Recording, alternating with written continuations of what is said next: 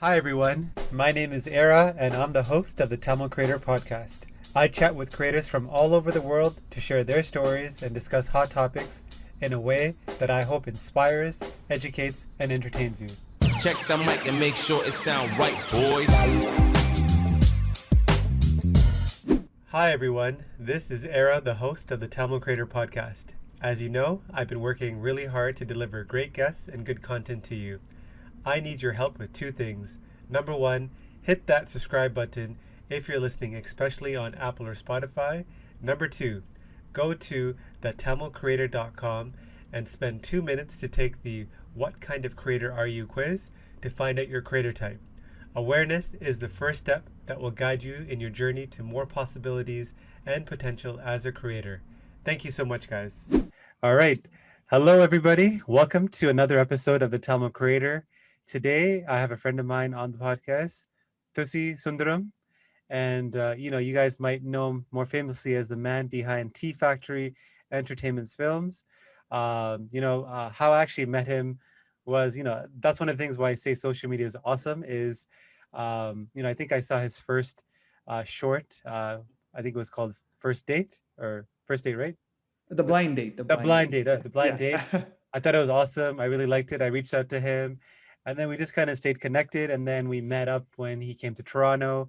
And when I went to Montreal, I kind of met up with him as well. So it's cool to kind of meet people doing interesting things through social media. Before I kind of blab on, I'll let Thusy introduce himself in his own words. Thank you, Ara, for having me on your podcast, The Tamil Creators. It's very exciting. And congrats on the launch of the podcast.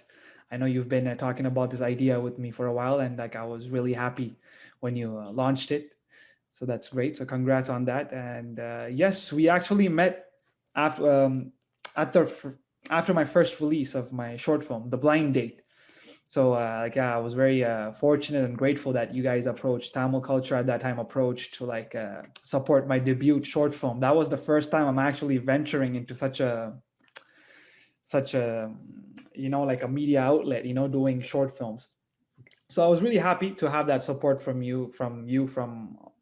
then till today. You're still supporting me, and I'm very grateful for that. And I guess through social media, we've always been in touch. And now we're here, now I'm on your podcast, so which is very cool, I'm excited, man. So I hope you're doing well too, and COVID is treating you well. Yeah, and I should mention this is actually based in Montreal, so that's again the cool part. I would have never run into him on the street or somewhere here. Yeah, but I'm sure with the Tamil community in Canada, there's always 2 degrees of separation. So I'm sure I would have met him. And Thusy's actually Nelson's cousin, and Nelson will be probably appearing on this podcast later on as well. So damn, that's exciting. Everyone's connected. Yes, somehow everyone is connected, man.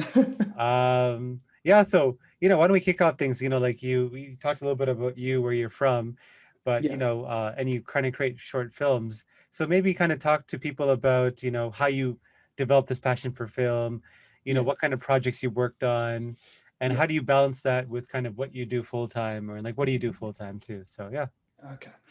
So I mean,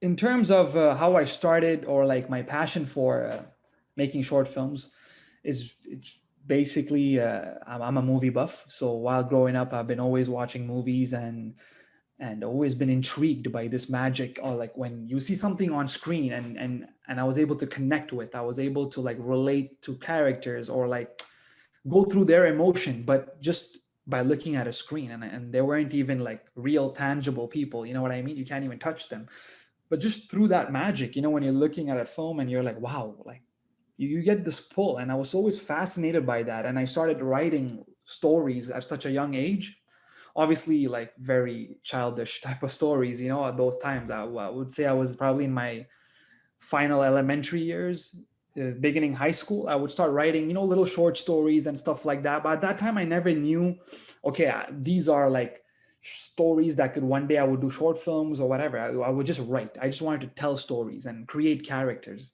So that was kind of fascinating. And I got the chance of exploring directing because I did music for a bit.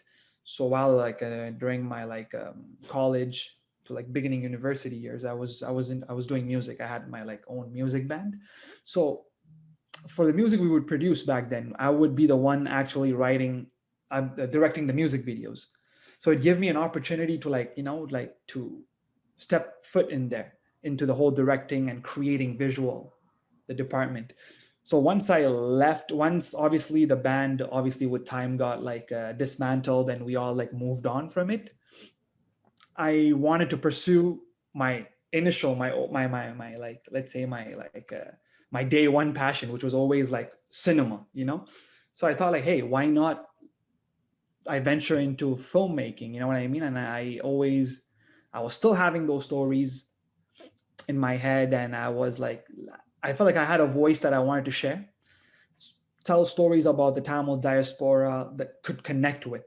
Obviously, as being Tamil, I've grown up watching a lot of Indian films, be it Hollywood Tamil cinema or like Bollywood movies or Telugu, Malayalam cinema, and Hollywood cinema as well. I've been watching my American films and some international films. So like I felt like I had this voice where like I have this blend. At least I like to think so. Okay, I have a little bit of the West and East in terms of storytelling. So I really wanted to like tell those type of stories where we actually speak about what diaspora Tamils are like going through in their day-to-day life, be it in their relationship, friendship, working, career, dreams, like those type of like our aspirations. So I was fascinated by that. So I wanted to really like take this as an opportunity, to like, okay, let me say this in a cinematic format, these stories, and Tea Factory came into existence.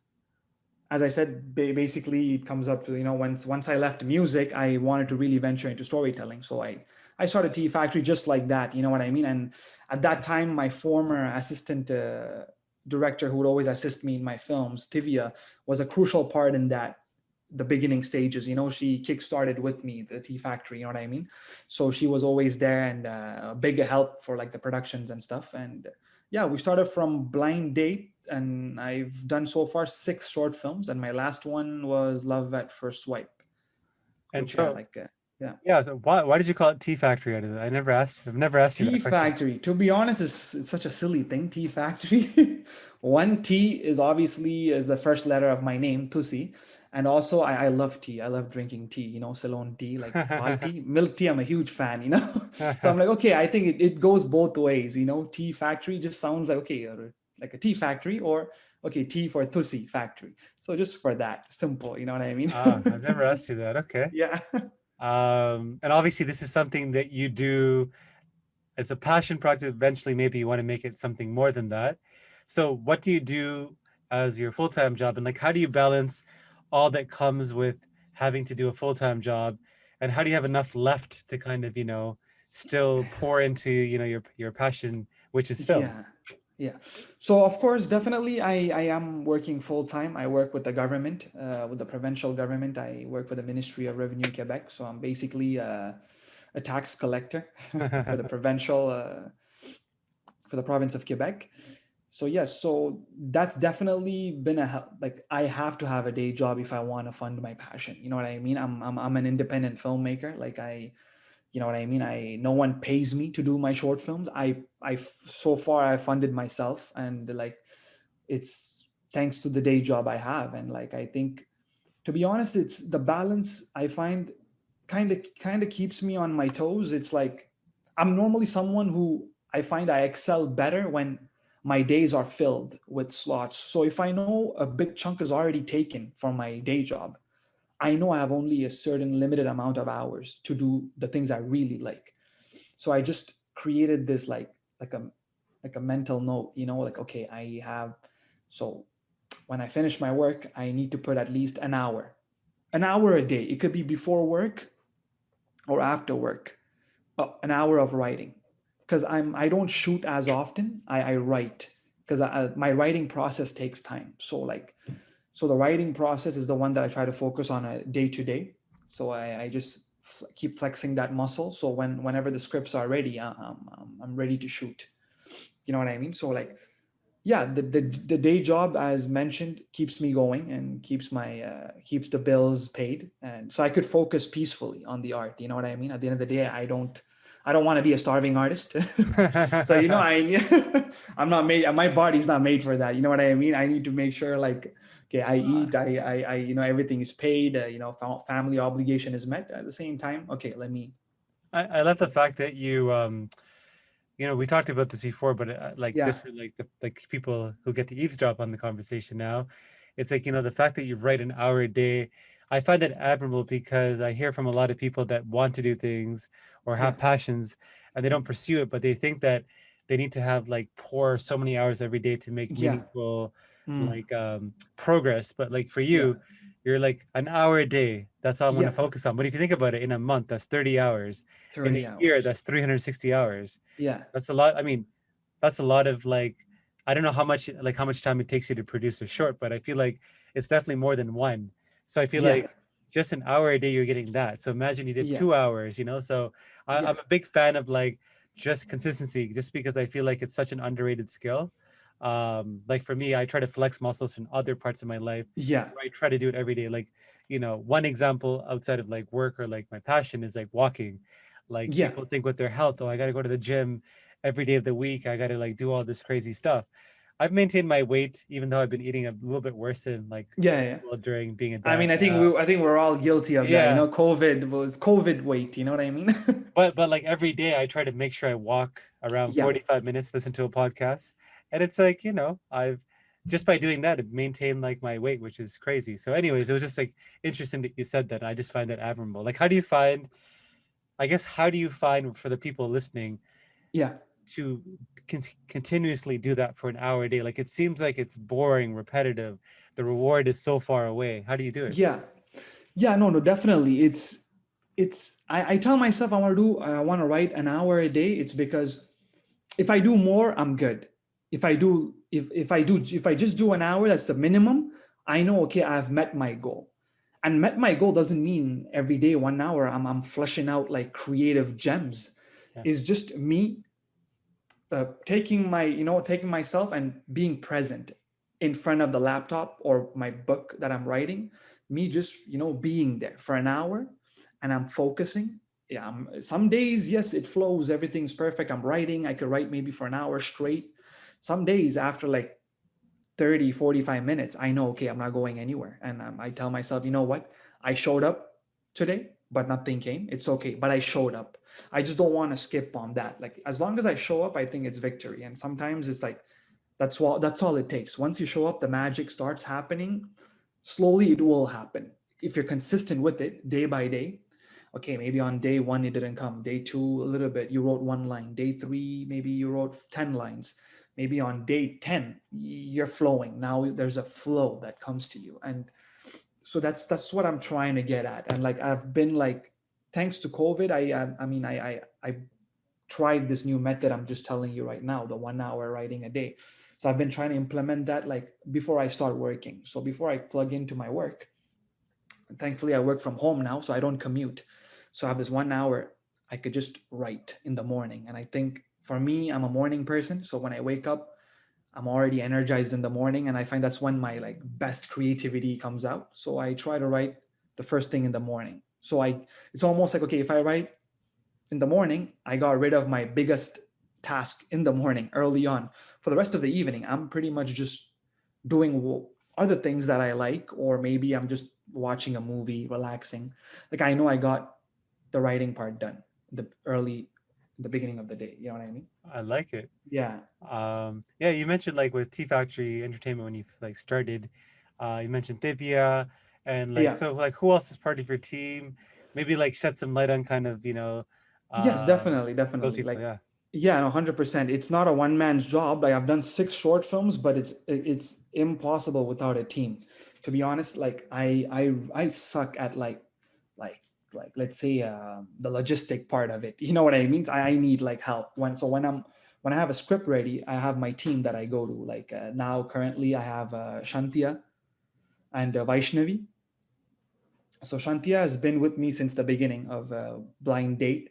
So she's always been like an assistant director plus sometimes on spot makeup and a stylist for us for costumes and arranging sets, so she was always there from day one. Then Vaishnavi, she started acting in my short films. She was the lead in the Blind Date, and to my most recent Love at First Swipe. So she obviously has been traveling with me uh, in my journey of making short films. And you know what, she started at first she didn't have necessarily maybe a passion for this. She obviously came in, okay, let me try to help out my friend trying to make a short film, and she was kind of curious about it. But eventually working with me, she developed an interest for films and visuals, and now she's actually assisting me like in my future productions. Vaishnavi is there too. So and as I mentioned earlier, Tivia was a former member of Tea Factory.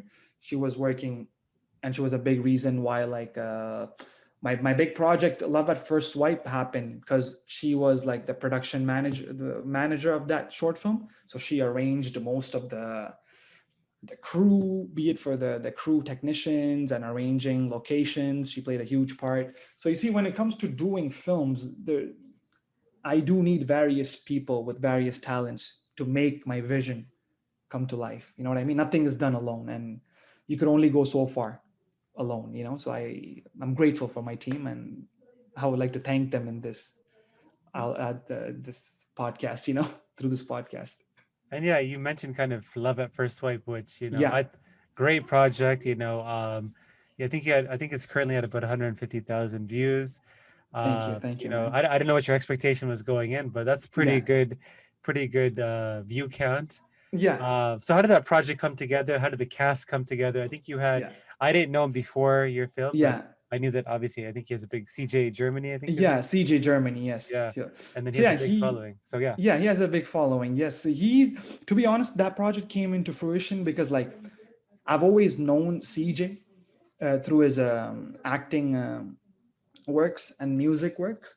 So I've been always following him, and we always had this mutual respect towards each other as creatives, and we've often talked about like how we should work together. You know what I mean? And like, but that's starting from the time of Blind Date, my first release in 2016. We were actually talking we should work together on something, but things only materialized when I think in 2018 or 2017. Yeah, 17. We started working on toying around with ideas. Okay, what should we work on as a short film? And CJ really likes how I tackle romantic subjects. So he said, let's do something in that genre, romance, and let's try to like give a modern take, on like nowadays the modern romance among, let's say, Tamil people or general, just people in general. So then I got the idea of, okay, how about we incorporate like dating apps? Especially that was the time when dating apps like were very new to Tamil people, at least. It wasn't fully fleshed out in the community. You know what I mean? So like, okay, let's do a short film on that. Basically, like, two people meeting through a dating app, and let's normalize that. So we came about that the idea came about like this. But assembling the team and everything was a big challenge for that short film, because we actually got, like, the actor was from Germany, so we had to like fly him down here. So the main the DOP, the director of photography, the cameraman, he was from Toronto, Colin Shan. He actually, like, he came down through TVA. I got to know Colin Shan, and Colin Shan came down from Toronto to work with us. So you see, it was a big project in terms of scope and scale, dealing with various people from various places. And definitely, like, for me too, was one of my challenging tasks, because it had the most location, most scenes, the most money that I spent on for production, you know what I mean, for that short film. So definitely it's a memorable project in that sense, and I'm glad that a lot of people got to connect with it once it released. Like, we even held a small premiere in Montreal, where we just tested waters. Okay, we've done products for YouTube, but let's see how many people would actually turn up if we actually like premiere it. You know what I mean? And we charge, let's say, a fair price. It was like a $5 admission fee.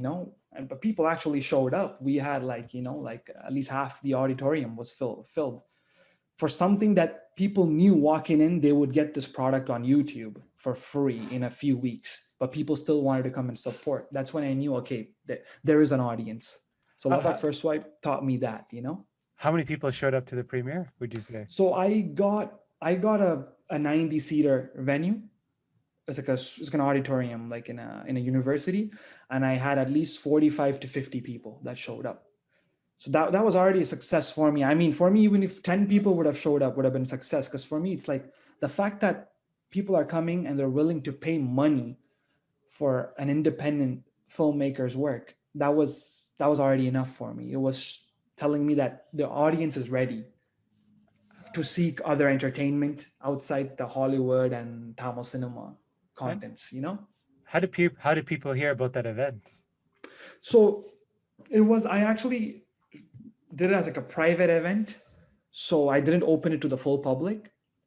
So I only keep it limited because of the seats, and also like I want to have it very intimate because there was going to be a Q&A and everything. I don't want to have too many people as well. So I'm like, let me just invite the people that I know. So, and mutual friends and all these things. So like I kept it private, to be honest with you. And yeah, like that's how people got to know about the event. It's through me. There's no like public announcement about the premiere. And like after you kind of released it and like the project, did really well online as well, Hmm. or even at the event, like what kind Yeah. of things did you hear about the project, or like the impact of the project on people? Um, yeah, Yeah, no, definitely the because the short film dealt about, okay, like dating apps, and also the bigger theme about it was commitment issues, about this guy who wants to always go on to the new things in life. You know what I mean? Just that's how the society, as a society now, we're very we always want the best thing now. You know what I mean? So like, in that aspect, people were really connecting with the theme a lot and saying like, damn, this is like, we're all seeking this perfection. You know what I mean? We're all seeking this perfection, but what is perfection? got it. Like those type of questions. Or like, oh, okay, about okay, online dating, they showed it so seamlessly in this short film. I didn't create any taboo around it. I presented it as if it's already integrated in the society. So Got it. I'm like, a lot of time people were like, oh, thank you for doing a short film and normalizing dating apps. Okay, it's not, oh, okay, it's not weird to be on dating apps. It's almost essential nowadays. It's part of our day-to-day life, so it's almost inevitable.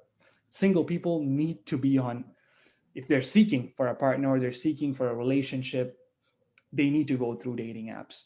So I think people kind of, especially Tamil people, well received it, and I was happy about that, to be somewhat part of that, like of a opening of a discussion about dating apps.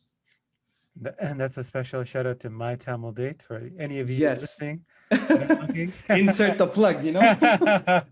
um, No, that's awesome. And one of the things I actually really liked about Love at First Swipe, other than that it was well shot, everything was good. The music was Thank you, man. awesome. I Thank you. think I have a couple of tracks still on my Spotify Oh, wow. playlist. Amazing. That's I think awesome, I think man. I think was it Roboto? I think was one of Yeah, them. Rubato. So Roboto. big Yeah, shout out to Rubato for the music, man. They yeah. they, they delivered beyond my expectations, to be honest with you, and it was great working with them. So I like, the music was awesome. Like you had like this, what seemed like, very high end Yeah. photography, like, filmography or videography, Yes. and like Colin Shan, my man. yeah, a lot of editing, a lot of Yeah. locations. And you said you had to fund this your project yourself. So Yeah. like, what made you decide to kind of take that risk of like, I don't know how much you had to spend, but like I'm sure it Yeah. was more than usual. Yeah. And then also your time, right? You probably don't have much Yeah. time outside of work. And Exactly. like Yeah. you probably spent, like time doing this. So Yeah. like how long did the whole project take to kind of come together? You know, is this something like that kind of project? Are you looking to make something of that project size again, or even bigger? Because I Yeah. know that you have aspirations to actually get into like outside of short film, like even maybe like Yeah. a bigger film project, A something big. you can see in cinema. So Yes, definitely. I'm just curious about that, if you can kind of Yeah. break that down. Yeah. So as you said, already like this was a big. I saw this project as a step forward to my career. As I said, the cav like for me, like once I saw this interview from this like independent filmmaker, and he said like, guys, the cav I think is Mark Duplass, if I remember his name, the filmmaker. He said, guys, for independent filmmakers out there, the cavalry is not coming. The cavalry is you. So if you want to go to the next level, you got to take that step forward. So that's always been in my head. You know what I mean? So I saw this project as a stepping stone for me. And I'm not going to wait for someone else to come and be like, Thusy, I think you should do a big project. So I just stepped forward. I had some savings and I had vacation days. Thank God, God bless the government jobs. They always very gracious with the vacations. So, so I took the opportunity, I took my vacation days. I took like a week off. I'm talking about for the shoot. I took a week off, and the actual shoot took me 4 days to complete the entire portions of the filming. So yeah, so that being said, the money part, yes, as I told you, it did. I took a personal beating. That money could have probably went for, I don't know, real estate, or could have been for something that would bring me back money. But I said, you know what? I think I would regret this if I don't make this project happen. Like it just was a drive. It was almost like a no-brainer. I knew I had to do this. Like I didn't even care about, okay, I'm using this money for a film. No, this meant a lot to me. So I just took the jump, and I'm grateful, man, to be honest, to have done that jump. And I really think it did bring a lot of eyes towards me, this project. And as you said, like the music and stuff, and the music attracted a certain audience. CJ Germany, the name attracted a certain audience. The film, the direct, I mean the director of photography, Colin Chan, he attracted a lot of eyes. So like I knew this project had the name and the buzz for me to go to the next level. And to a certain thing, what this project brought me is it brought me a lot more credibility. Okay, Thusy is able to push the envelope, okay, in terms of production level. So I think that brought the name, and I think that's super valuable to me, to be honest. That I think something that you kind of hit on here is invest in yourself. I think, yeah, you can. I'm an advocate of like investing in other yeah, things yeah, like real yeah, estate, stock market, etc. yeah, But I think the thing that pays off the most is yeah, when you invest in yourself. So, you could 100%. have went to film school, but I think doing this film project is Yeah, more real. And y- like you said, you got to connect with all these people. You put yeah, something real out there. You yeah, learned more probably in that. I know you shooting was only 4 or 5 days. It probably took you a yeah. long time to write and put To write together the and plan, project. yes, But I yeah, think it's like you basically got your MBA of film production in this one project. And like you said, 100%. credibility. So that's something I Yeah, want to kind of reiterate for people listening as well, is that education is something, depending on what it is. I'm not an advocate of, people going to school like to their, mm, masters and PhDs. yeah, Depends, like if you're just using it yeah, as a way to kind exactly. of figure out yourself. But what Thusy did here, I'm a big advocate of. Like when you see an opportunity to uh, specifically on the thing that you want to like focus on, and you have to spend a little money to do it, I think it's okay, so yeah. Exactly. I don't know, what's $5,000 in the long run, right? What's a $5,000 10 years from now? It's almost like you'll be like, okay, damn, I should have maybe put that money into this. You know what I mean?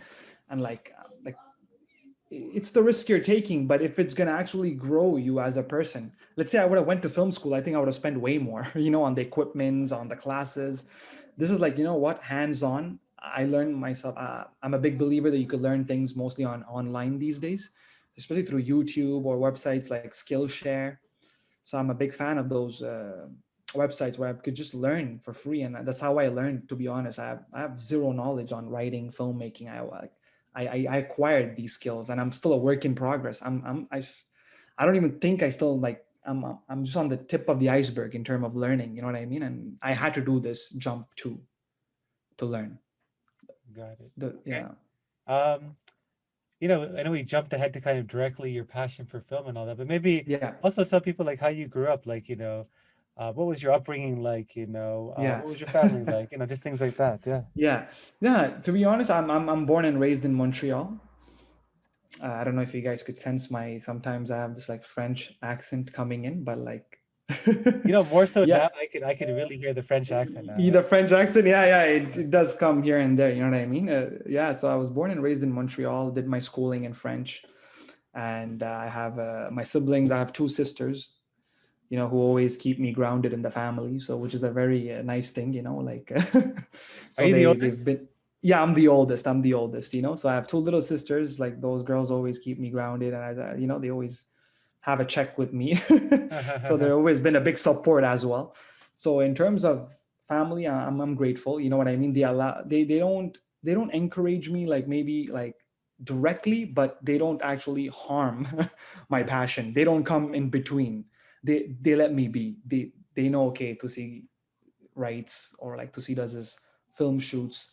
So I would, like, I still live with my parents. So, like, even when I was making my short films, I was with my parents. So, like, I never had an issue when I had to say, like, oh, I'm going to shoot, and I would go in the morning and come back super late at night. Like, it's just like they gave me that complete freedom, and then they understood, okay, that's his passion. He's doing something for that passion, and he is working daytime. He is, so they allow me, and I'm grateful for that. And very good, it's a very good support system, to be honest, even if they don't push you directly, but they're not harming me too. I think that's already a blessing.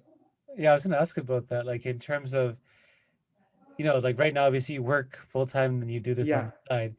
Do you think they would be less supportive if you decided to leave your full time and focus on filmmaking full time? Yeah, 100%. I think they'll be super disappointed, just because I do have financial obligation, just like any other kid. You know what I mean? Like any other, like, like, so, like, child of an immigrant family. I do have my financial obligations. So there is certain expectations from me. They expect, you know what I mean? Okay, Tusi needs to, like, okay, like, so I do provide for the family. You know what I mean? So I do have to keep that in mind too. So, but to be honest, I take it as a challenge. In case, I think this thing will only make me a better storyteller. Going through this challenge, going through this hurdle, going through, okay, I need to keep my family happy and also myself happy. And yeah, no, to be honest, that's I don't see it as a, yes, it will be disappointing for my parents if I go full time into this, but I don't think I'm there yet to do that jump. You know what I mean? I like to approach things very pragmatically, at least in my head. I think I'm being pragmatic. Okay, until I know, okay, I have a certain base, like, I wouldn't want to do that jump, okay, where I'm leaving my day job and going into this full time, because it is a brutal world a brutal world out there, especially for, like, creatives. Today's time is like, we have a pool of talents. Everyone is almost talented, and for me to shine, I think it's by doing projects I love at first swipe, where I'm putting money and I'm showing my talent in this way. That's when I'm still building my name. So, like, I know, okay, like, for me to, I would only make this filmmaking into a full-time career when I know, okay, I could sustain financially. You know what I Okay. mean? So, like, yeah. And I mean, and one topic, I mean, that we haven't really discussed obviously is COVID. And Yeah. you're obviously, your passion is in film. So you need Yeah. to film you need to film, Yeah. things to kind of produce that final piece of art. So Exactly. how has kind of COVID impacted you on the Man, film side, or COVID. just like from an artistic point of view? Like, what are you doing now that you can't really shoot? Yeah, COVID, to be honest, man, been brutal. I think I'm not the only one. To be honest, I think many creators probably feel like that. First, at the beginning of COVID, maybe I remember feeling drained, like my creativity was exhausted and I was drained. I just felt like everything looked uncertain. In the beginning of the COVID last year in March, I thought, like, okay, there wasn't any, like, foreseeable future. So I was supposed to shoot something last year, and that got postponed because of COVID, and I'm yet to reschedule that. Like, because things are still unpredictable. So it is a challenge, because the scale of the projects I had planned requires a lot of extras, a big crew, so a lot of people on set. So I couldn't go forward during the COVID, especially if I have to respect the regulations and take care of all the sanitary measures. Like, it was impossible for me to do at a scale like that. So what I did is I went back to the drawing board. I started writing, focus on writing. What I could do in the meantime before going to shoots, or before things get a little more, like, like, the rules get loosened up, so I could start shooting again. So I started going to the drawing board and revisiting my scripts. So this bought me time to recorrect certain things, to learn more about writing, or to scale it down. How can I scale it down so I could shoot these projects in a COVID friendly scenario? So that means, okay, do short films with just two characters, with just one location or two locations, very minimal things. So that's what I'm actually working on right now. Few scripts that are like very like minimal, totally minimal. I'm going towards a minimalistic approach. It's just because I want to stay creative and I don't want to wait until everything resumes back to normal to do the big projects. So I'm just taking this time to like write, rewrite, and now I have two scripts that I'm waiting to shoot. We're very like one location, two characters kind of vibe, you know? So that's, I mean, at the end of the day, look, no one predicted this, and businesses are adapting. Employers are adapting, employees are adapting. So at the end of the day, creatives, we have to adapt too. You know what I mean? If anything, I could try to use this COVID into my storytelling. You know what I mean? Somehow creatively incorporate it. So like, I am being a little hopeful this summer that I will get to shoot. Last year, I shot nothing. I just directed a music video for my friend, but I didn't do anything film wise. I couldn't shoot anything. But this year, I'm hopeful. This summer, I'll be shooting at least two short films. You know, like Looking forward to getting that. better. Yeah, thank you. Thanks, man. Along this subject matter, just because it's been a challenge for you, what's Yeah. been like a, something you'd call a failure in the last, few years that you've kind of learned a lot from? A failure, I would say.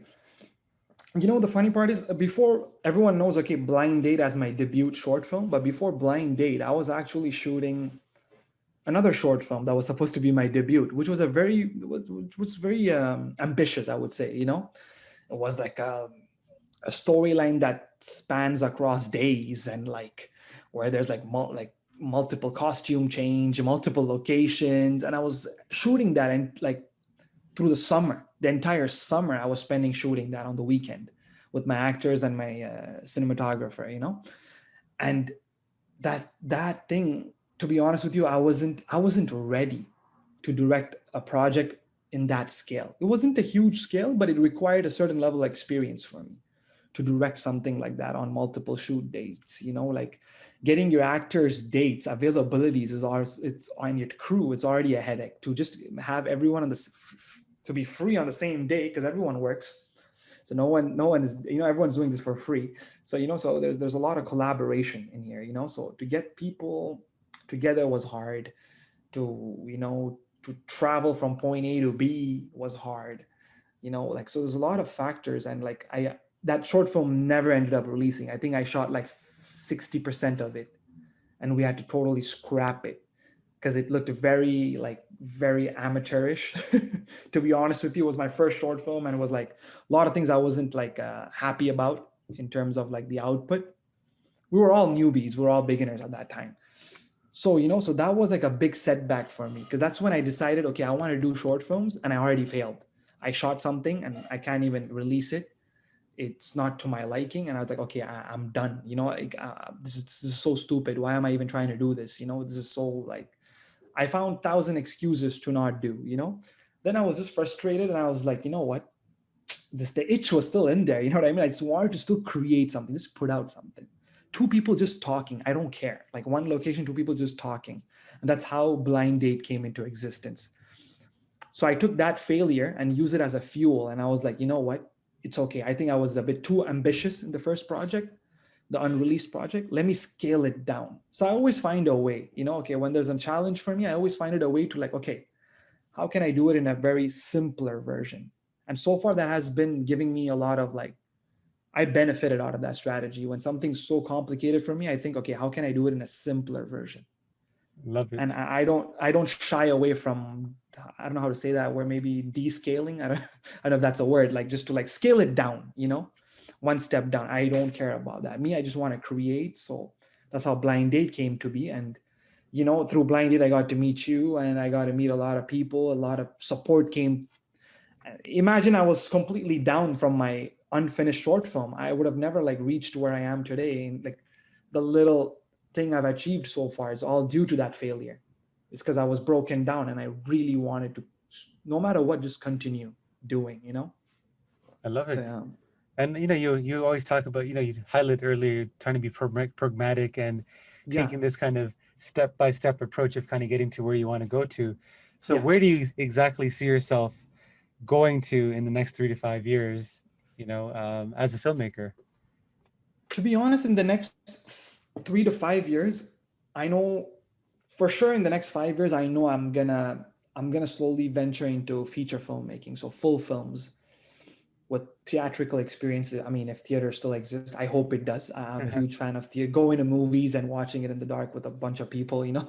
I'm a huge fan of that. So that experience, definitely, I want to do full films for theaters or even digital streaming services.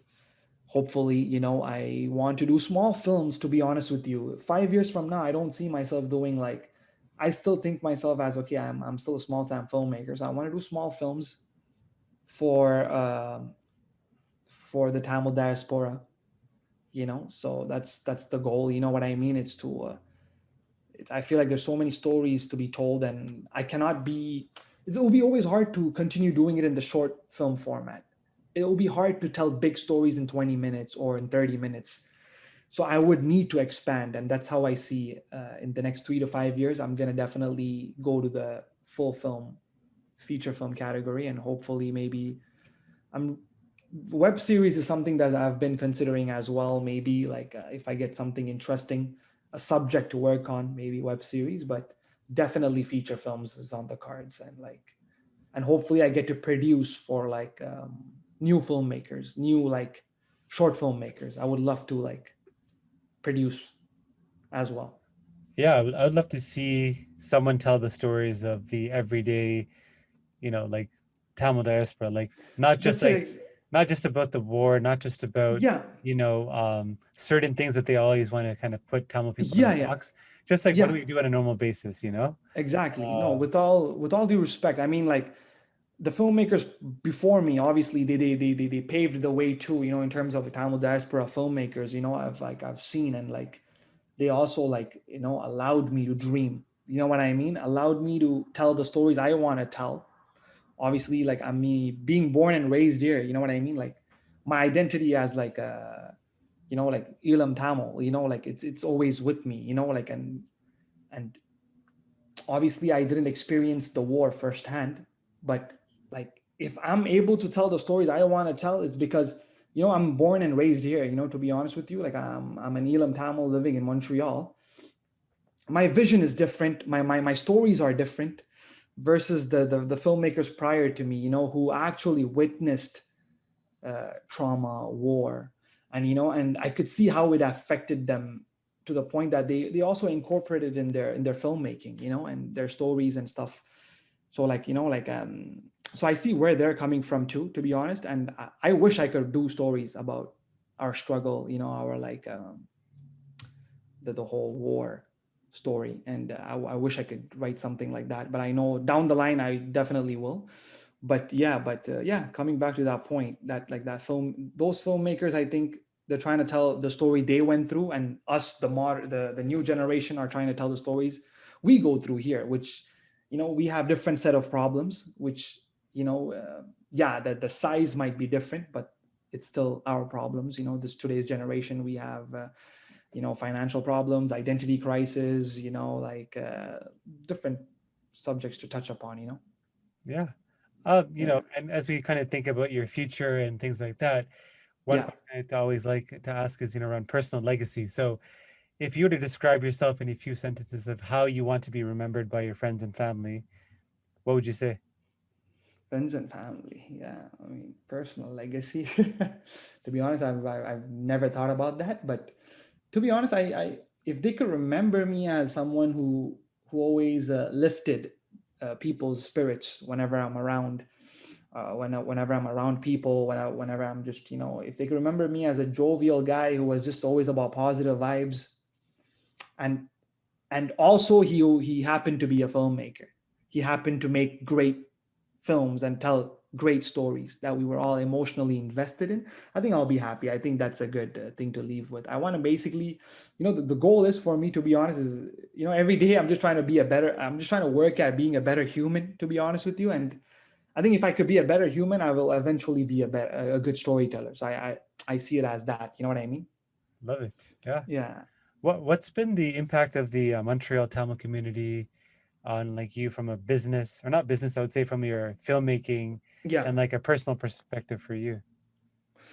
The Montreal community definitely has been very supportive. You know, like we're a very small community over here, like versus Toronto. You guys are like, super huge. We're definitely like tiny compared to you guys, but I'm ever grateful, for that tiny population here, like the support I receive, and like, people know, okay, Thussy's an artist, Thusy does his creative works, and like they take you seriously.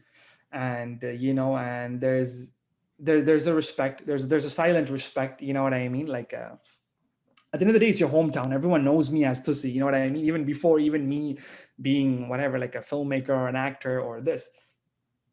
So obviously, like they know me for who I am, and the support is, I'm grateful, to be honest. Like as I said, for a small population, the support is still huge here.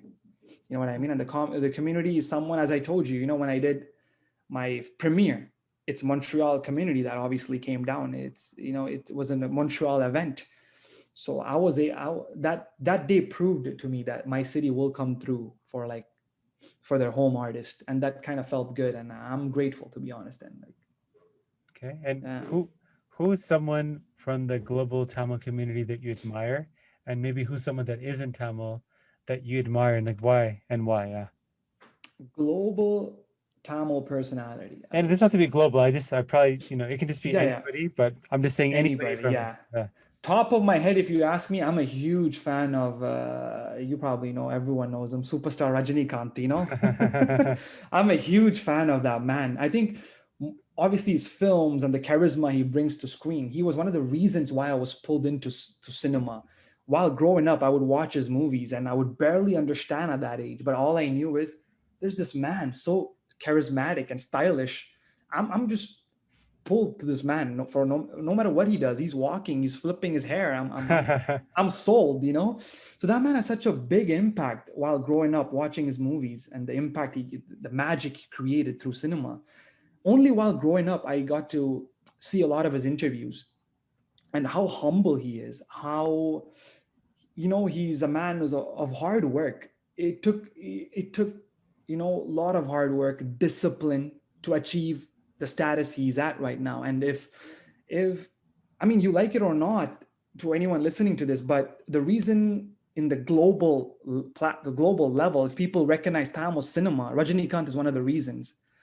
There's Rajinikanth jokes just like Chuck Norris jokes in Hollywood. You know what I mean? People know Rajinikanth, like in Japan, people celebrate his movies, and like he's one name that brought Tamil movies to even closer to a global audience. He's one of the reasons, and definitely been an inspiration for me, to be honest. He's the man is like, he teaches you a lot about humility and hard work, and I respect that, and I aspire to have that type of like of one day of that type of a humility. You know what I mean? Just to always remember your hard days. And what about non-Tamil? Non-Tamil, I would say an inspiration, a motivation, non-Tamil. Damn, this is a very If you don't have one, not a problem, that's okay. non-Tamil. Wait, actually, let me think who. Oh, actually, this might be a little unexpected, but the Virgin Company's CEO, Sir Richard Branson. Yes. That man, I've because I graduated in business and finance. So I remember while I was studying, I was reading a few articles about this man, he's so eccentric, and he's an entrepreneur who's always on the edge and coming up with new ideas. Like the man behind Virgin Mobile, I think he has Virgin Flights, and now I think he's trying to do space travel. So the variety of entrepreneurship this man took in his lifetime, it's admirable. The jump he would take, and every time he had a failure, this man would always bounce back with a new venture. Like nothing stops him, and I think that's the best part about this man that always inspired me as in the business perspective, because film is also a business. You know what I mean? At the end of the day, if I want to sustain as a filmmaker one day in the future, I have to transform this filmmaking passion into a business model where I need to bring in investors and bring them profits. Like, so that's kind of inspiring when I see people like Sir Richard Branson from the Virgin Company. The man always goes on, you know what I mean? He always has a new idea, always, if one idea fails, he's back with another idea. Like, so he never gives up. And I like that type of grit, in people. So, yeah. What's a piece of advice that you would give to your fellow, Tamil creators or aspiring creators? Wow. To give an advice, I think this advice would go to me too, to be honest, because I'm still working on that. Uh, believe in delayed gratification. Nothing has to be immediate. You don't need to have your first, I don't know, blockbuster song or blockbuster movie or your first best-selling novel right away. Keep working at it. It might take for someone like a few years, a few months. For some, it might take 10 years, but just believe in delayed gratification. Put in the hard work and don't expect the result right away. One day it will come into fruition, your hard work. Just keep working at it every day consistently. Show up to your work and don't expect your results to be the next day. So if you could think that, that's what I'm trying to apply these days to myself, especially with COVID. Sometimes I just feel like, oh man, it's been a year I haven't released anything. Oh my God, I want to put something out, but I don't want to put anything out. I don't want to put something mediocre out. I want to still put something that's like, okay, that's I'm proud of. So that's okay if it takes time. It's okay. We get so caught up. Oh my God, I'm not relevant anymore. I these are things I tell myself. So I'm not saying people are thinking like this, but that's more me. Like I'll be like, oh my God, I'm not relevant anymore. Oh my God, people are gonna forget me if I don't put out something. But that's not true. People will always be there for a good product, for a good work. People will always take it, and a good product will always stand out among the crowd. So Love believe it. in that. Yeah. So I think that's something that COVID taught me, to be honest with you. And I would want the audience to remember that. And it applies for me too, to be honest. I'm taking this takeaway too for me. Okay. That kind of concludes kind of the serious part of the discussion. Damn. Okay. Okay. So now we kind of get into the fun part. I mean, it was always fun, but this is more fun. Okay. The more fun part. Okay. Nice. So it's something I call Would You Rather. And Okay. basically, I say two things, and you got Okay. to choose between one of the two, and you got to tell me why quickly, okay? Okay. Okay. Okay. Okay. So I have to tell a why as well. So what if I don't want to pick both of the answers? You got to pick Okay. one. I got to pick one. Okay. You All got to right. pick All right. one. Let's go. All right. First one's easy. Mutton rolls or kotroti? Kothurati, and it has to be chicken kothurati. I wouldn't take mutton rolls because I don't eat mutton. Why I not? stopped eating red meat like beef, Okay. mutton. So I eat chicken and fish. Okay. I'm sorry to But I hear would, that. yeah. uh, I'm used to it now. I'm used to it. Yeah. I'm just kidding, man. That's actually good. That's Yeah. a good choice. Yeah. Okay, I asked this question because I noticed a trend in your films, but I'll see. Okay. Would you rather be Christopher Nolan or Denzel Washington? Damn. I rather be, but one is an actor, one is a director. I'd rather be Christopher Nolan Hmm. because he's a director. He's a visionary. He comes up with the vision, and that always excites me. Someone who's behind creating, the output. Yeah. I only say that because I noticed obviously you direct, but you're an actor as well, and I know Yeah. maybe I don't maybe you enjoy that a lot as well. So No, I do enjoy acting, but that's just more like out of like I'm a reluctant actor. I only act when I have no choice. You know what I mean? I'm a last resort when I act. Yeah. so when you become a big filmmaker, where do you live? Toronto or Montreal? Montreal. I think Montreal, I always have this love towards it. I like the lifestyle here. We're very small. There we put importance for leisure. No, I'm not saying Toronto doesn't, but Toronto, you guys are very fast paced compared to us. You know what I mean? It's a So good there's point. always that element. I like the laid back element of Montreal. I think it's part of who I am. So I think Okay. Montreal. Yeah. Would you rather live in a condo or a house? Mm, That's a tricky question. I would say condo, just because I wouldn't have to maintain a lot of things. I'm a very like I'm not a very handy guy. I suck at that, and I suck at maintenance of like any type of like house or hardware. So condo will facilitate my life, I think. So I would rather go with the condo. Okay. And last question, Yeah. Toyota or Tesla? Damn, that's a hard question, man. I mean, now because the planet is going towards a green environment, I think if Toyota makes, I mean, electric cars, I'll pick Toyota. But for the time being, I'll go with Tesla because they're venturing into the green space, and I believe that climate change, it's a huge problem, climate crisis. So I do want to support Tesla and the whole like electrical car movement. I like it. Okay. Yeah. That was awesome. And, thank you, Thusy, for kind of joining us and kind of answering those questions and sharing kind of your journey so far. I Damn, think thank you'll you. definitely find it No, very interesting. Uh, I hope, and thank you for having me. All right. I mean, it means a lot, to be honest, to be part of your podcast. As I told you, I listened to one episode earlier, like, and I really like the vibe you give, and you make all your guests comfortable. And I know you're a very curious human being, and like you genuinely want to know people, which is you're very genuine at it. And I think like it's nice, and I'm happy you're doing this podcast. And I hope you have, and I hope today's episode was interesting for the viewers and you. So I hope you guys learned something. Yeah, no, I think people definitely, I think for those of us, like you said, it was interesting to talk about your story because it's not like, I mean, I think one day you'll get there, but you're not Christopher Nolan yet. But Yeah, unfortunately. but 5 years, 5, 10, 15 years down the line, once you get to that point, this will be interesting for people to reflect on because I think every one of those people is not an overnight success. They might be like a 10 or 15-year overnight success. Yeah, So exactly. Yeah, I think that's kind of the importance here is where you have that long-term vision and you're kind of right now you're at the beginning, but yeah, you're on that path. So I think on it's going to that be really path, interesting for exactly. people. So for anybody that's kind of listening and they hear this and they really resonate with your story, they want to pick your brain, meet up, whatever the case might be, collaborate maybe even. Yeah. How do they best contact stay connected with you? So the best way to keep in touch with me is through Instagram. Follow me at Thusy Sundaram, Thusy Sundaram, Suntharam. That's my IG handle, so you can follow me there. You could DM me.